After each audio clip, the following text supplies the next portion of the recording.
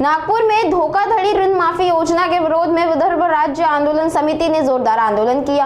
कार्यकर्ताओं ने सरकार की योजना को किसानों की दिशा भूल करने वाली बताते हुए शासन निर्णय की प्रतियों को होली जलाई।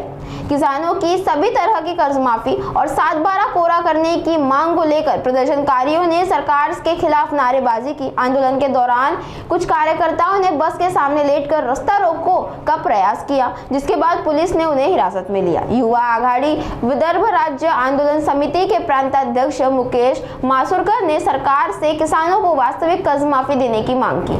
2026 जो शेतकऱ्यांचा पुण्यश्लोक अहिल्यादेवी होळकर शेतकरी योजना कर्ज माफी योजनेचा जो GR आला तो पूर्णपणे फसवा आहे। त्याच्यात अटी शर्ती अशा आहे तर ज्याच्यानुसार शेतकऱ्यांची कर्जमाफी होताना दिसत नाही आणि हा पूर्णपणे फसवा असल्यामुळे शेतकरी आज संकटात सापडलेला आहे। तो हवालदिल झाला आणि सरकारने त्याला जो आहे साथ देणं हात द्यायला पाहिजे होता, परंतु हात न देता उलटा त्याला मारण्याचं काम केलेलं आहे। म्हणून आज आम्ही हा GR ची होळी केलेली आहे आणि हा सरकारचा आम्ही निषेध केला।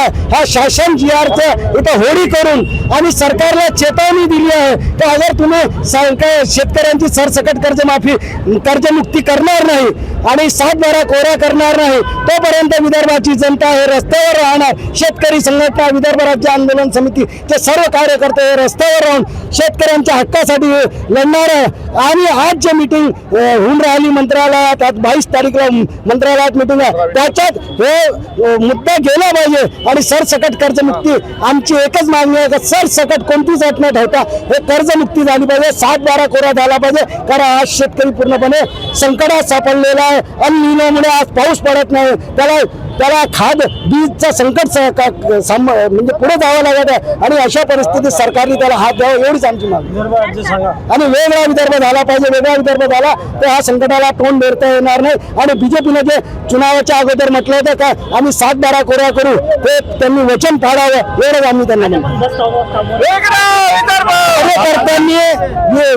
कार्यकर्त्यांनी शेतकऱ्यांच्या हक्कासाठी आम्ही सगळे शेतकरी पुत्र शेतकऱ्यांची आवाज उंचवण्यासाठी आज इथं बसही थांबवण्याचा प्रयत्न केला आणि काही कार्यकर्ते त्यांना अटकही करण्यात आली आहे। तर कसं आहे शेतकरी हा आता आक्रोशित होत चाललेला आहे, कारण सरकारची जी नीती आहे ते पूर्णपणे शेतकरी विरोधी आहे आणि त्या नीतीच्या विरोधात आज इथं आंदोलन होतं।